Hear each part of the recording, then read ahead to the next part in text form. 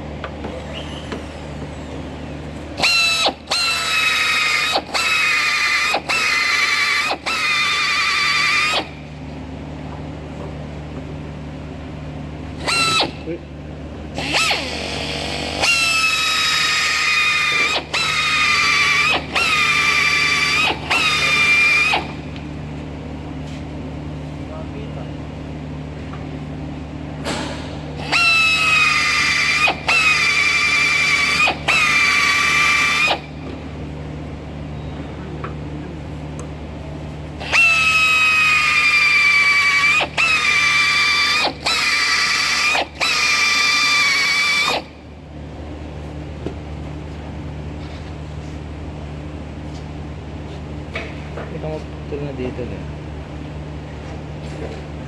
bubuhin ko ba yan? Dito lang putol. Ito ko yan, puputol eh. Sige.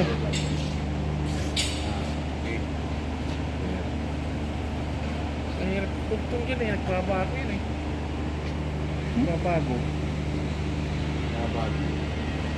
Mas maganda tingnan dito eh. Pero pwede di ba? Kasi mas perfect ang alignment niya pag dito sa baba eh. Mali ba Tama yun. Pero yung bago nga ngayon, pwede ka na rin mag-cut dito. Ayun, pag dito ang sira, pwede itong palitan lang. Ayun. Ayun oh. Eh pag sa akin kasi mas perfect pag doon ko pinautan. Bubuhin mo sa... Yung parts bang available niyan buo? Oo. Ay? Nag-weave po kasi yan, pag welding. Kasi